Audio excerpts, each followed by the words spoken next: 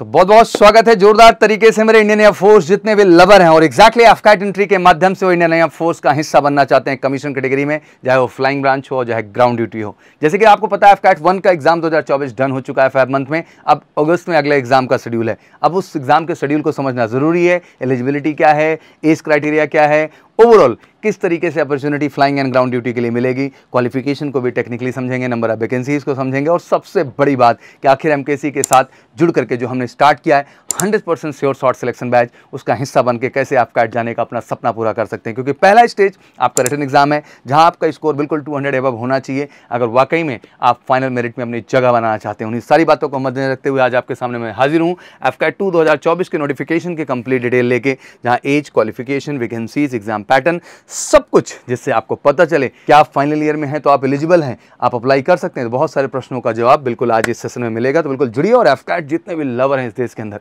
जम के वीडियो सबके साथ शेयर करिए। सबसे पहली चीज, अगर इंडियन एयरफोर्स की बात करें तो obviously common admission test AFCAT के रूप में साल में 2 बार कंडक्ट करता है एंड ऑब्वियसली एफकैट 2 का रजिस्ट्रेशन जल्द ही ओपन होगा। मेल फीमेल दोनों कैंडिडेट्स को बुलाया जाएगा एंड ऑब्वियसली इंडियन एयरफोर्स इसके लिए कंप्लीट डिटेल आपको प्रोसेस करेगी, क्या एज है, क्या एलिजिबिलिटी है, सारे पहलुओं को। तो आइए उनकी टेक्निकलिटी को यहाँ पे समझते हैं।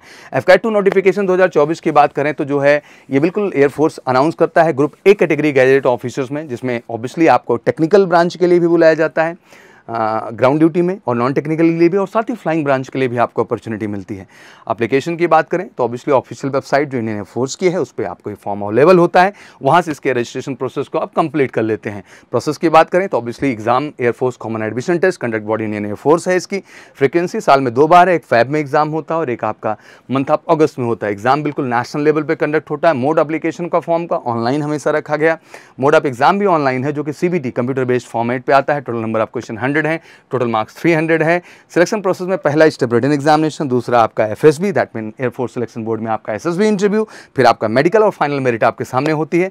एफकैट 2 2024 की अगर फॉर्म रिलीज डेट की बात करें तो जून महीने में अपडेट आ जाएगा और फाइनली जुलाई तक अपॉर्चुनिटी फॉर्म भरने की मिलेगी, बट एग्जाम आपको अगस्त महीने में बेल शेड्यूल तरीके से कंडक्ट किया जाएगा। तो अगर हम काउंट करें तो मई, जून, जुलाई एंड अगस्त एग्जैक्टली आपके 3 मंथ डेडिकेट प्लान है इस समय बहुत ही फोकस तरीके से लगने का, अगर एफकैट में आप अपने स्कोर को 200+ लाना चाहते हैं। एग्जैक्टली मैं जानता हूँ बहुत सारे कैंडिडेट एफकैट एग्जाम में अपीयर भी होते हैं, क्वालिफाई भी करते हैं, बट वो मेरिट नहीं हो पाते हैं। उसका सबसे बड़ा कारण यही है कि रिटर्न का स्कोर आप अच्छा नहीं कर पाते। तो एक बार अच्छी तैयारी जिससे आप रिटर्न स्कोर को अच्छा कर सकें और एमकेसी उस गारंटीड बैच का हिस्सा बन के आप वो चीज़ कर सकते हैं। ऑब्वियसली एलिजिबिलिटी की बात करें, नेशनैलिटी ऑब्वियसली इंडियन चाहिए। एज का क्राइटेरिया समझ ले, मोटा मोटा फ्लाइंग के लिए 20 से 24 साल आइडियली दिखाता है। अगर इसको हम 1 जुलाई 2025 के आधार पे टेक्निकल जाके एनालाइज करें तो 2 जुलाई 2001 से लेके 1 जुलाई 2005 इनके बिटवीन आपका एज है या पर्टिकुलर इन डेट पे आपका जन्म हुआ है, आप एलिजिबल हैं इस फॉर्म को अप्लाई करने के लिए। लेकिन अगर आपके पास कमर्शियल पायलट लाइसेंस है तो यही 26 साल तक की एलिजिबिलिटी हो जाए। तो 2 जुलाई 1999 से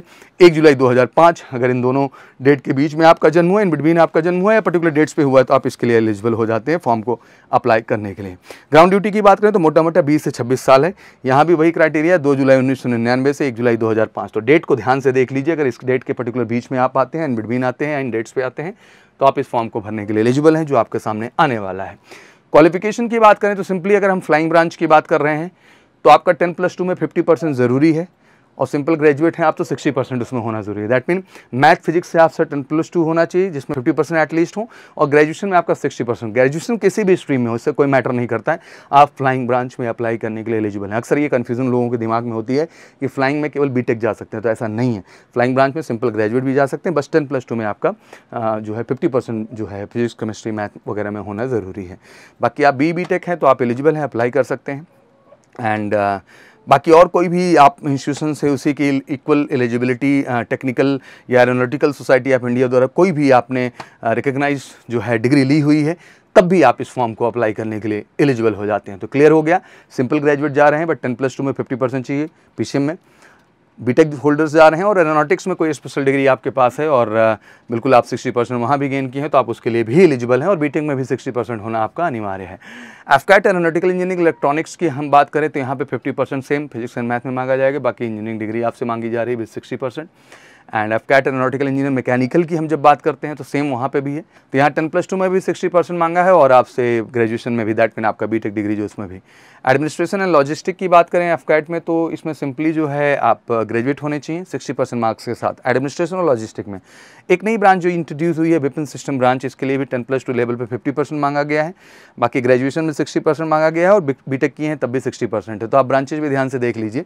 एफकैट एरोनॉटिकल इंजीनियरिंग इलेक्ट्रॉनिक्स है, मैकेनिकल है और एफकैट एडमिनिस्ट्रेशन लॉजिस्टिक्स है एंड विपिन सिस्टम ब्रांच। ये इतनी ब्रांचेज हैं, इनके लिए एजुकेशनल क्वालिफिकेशन है, ये आपको क्लियर हो जाए। फ्लाइंग के बाद ये जो ground duty technical and non technical की हम बात कर रहे हैं उन ब्रांचेज का क्वालिफिकेशन स्ट्रक्चर्स आपके सामने मैंने एक्सप्लेन कर दिया है।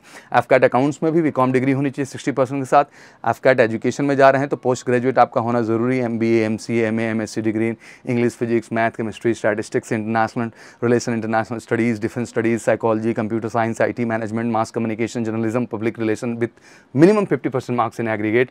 यहाँ पे देखिए एजुकेशन ब्रांच में पोस्ट ग्रेजुएट केवल जा रहे हैं इन डिग्री वाले और वहाँ पे 50% ही ज़रूरी है आपकी PG डिग्री में। स्पेशली अगर मेट्रोलॉजी की बात करें तो यहाँ भी पोस्ट ग्रेजुएट डिग्री मांगी जा रही है। साइंस स्ट्रीम में mathematics, statistics, geography, computer application, environmental science and applied physics, फिर वो ओशियनोग्राफी है, मेट्रोलॉजी है, एग्रीकल्चर मेट्रोलॉजी है, इकोलॉजी है, एनवायरमेंट है, जियो फिजिक्स है, एनवायरमेंटल बायोलॉजी है, विद मिनिमम 50% यहाँ भी मांगा गया है आपसे। दैट मीन आप मेट्रोलॉजी ब्रांच में जाना चाह रहे हैं तो यहाँ पे भी PG कंपलसरी कर दिया गया है एंड ग्रेजुएट लेवल पे भी यहाँ पे मैथ फिजिक्स कंपलसरी किया गया है आपके लिए 55% मार्क्स ईच। दैट मीन ये दोनों चीज़ होनी चाहिए, PG भी आपका होना ज़रूरी है इन चीज़ों से और आपका सिंपल ग्रेजुएट भी होना पड़ेगा मैथ एंड फिजिक्स में, दैट मीन BSc आपने किया हो। NCC की बात करें, एयरविंग डिवीजन C सर्टिफिकेट्स मांगा गया है एंड इसमें भी आपका 60% मार्क्स मांगा गया है मैथ एंड फिजिक्स में 10+2 लेवल पे और ग्रेजुएशन में भी यहाँ 60% मांगा गया और बीटेक किए हैं तब भी सरप्लस है, आपको वहाँ 60% मांगा गया है अगर NCC स्पेशल एंट्री के लिए आप अप्लाई कर रहे हैं तो। ये सारी अपॉर्चुनिटीज़ हैं, ध्यान से देख लीजिए। NCC जितने भी कैंडिडेट्स हमारे हैं ग्रेजुएट हों या फिर वो बीटेक किए हुए हों या फिर जो भी हैं, बट 10+2 यहाँ पे 60% और बाकी भी 60% ज़रूरी है। मेट्रोलॉजी क्लियर कर दिया, PG प्लस ग्रेजुएट होना ज़रूरी है। ग्रेजुएट में आपका 50% रिक्वायर्ड है यहाँ पर एंड PG उसके साथ आपका होना चाहिए 50% के साथ आप एलिजिबल हैं। लेकिन एजुकेशन की बात करें तो केवल PG है जितनी भी क्वालिफिकेशन और 50% मार्क्स ज़रूरी है। अकाउंट्स में केवल बीकॉम मांगा गया है 60% मार्क्स के साथ। बाकी आपको Vipin system, AFCAT administration logistic and aeronautical engineering, electronics and mechanical मैंने बता दिया था, फ्लाइंग का भी मैंने आपका क्लियर कर दिया था। अब आ जाते हैं मोटा मोटा वैकेंसीज़ को लेके। फ्लाइंग की बात करें तो man short service commission category में 28 है और वीमेन जो है 10 रखा गया है। ग्राउंड ड्यूटी टेक्निकल की बात करें तो जो है टोटल एरोनॉटिकल इंजीनियरिंग जो है इलेक्ट्रॉनिक्स की बात करें हम लोग तो 104 वैकेंसी और मैकेनिकल की बात करें उसमें तो 45 वैकेंसी, फीमेल का भी 11 और 5 रखा गया है। ग्राउंड ड्यूटी नॉन टेक्निकल में आते हैं तो विपिन सिस्टम ब्रांच में 15, एडमिन में 44, लॉजिस्टिक में 11, अकाउंट्स में 11, एजुकेशन में 8, मेट्रोलॉजी में 9, ठीक ठाक वैकेंसी यहाँ पे है। और विमेंस के लिए भी देख सकते हैं विपिन सिस्टम ब्रांच में 2, एडमिन में 6, लॉजिस्टिक में 2, अकाउंट्स में 2, एजुकेशन में 2, मेट्रोलॉजी में 2। और NCC की बात कर रहे हैं स्पेशली फ्लाइंग कोर के लिए हम लोग यहाँ पे तो आप देख सकते हैं 10% seat out of CDSC vacancy for the PC। That mean CDS में भी जो फ्लाइंग कोर वैकेंसी आती है उसके में भी रिजर्व भी लेते हैं सीट यहाँ पे और 10% एफकैट भी वैकेंसी जो आती है SSC कैटेगरी में शॉर्ट सर्विस कमीशन में वहाँ भी रिजर्व भी लेते हैं। ओवरऑल 327 से ले मतलब 320 से लेकर 350 के बीच में वैकेंसी वेरी करती रहती हैं और अपॉर्चुनिटी है और हर साल ये मौका मिलता है। मुझे लगता है एफकैट एयरफोर्स में जाने का इससे बेहतर अपॉर्चुनिटी, इससे बेहतर वैकेंसी हो ही नहीं सकती है। बस ज़रूरत है एक बेहतर और सही प्रिपरेशन की। क्वेश्चंस मैंने बता ही दिया कि 100 हैं, मार्क्स 300 हैं, टाइम 2 घंटे का है, नेगेटिव मार्किंग 1 मार्क्स की है।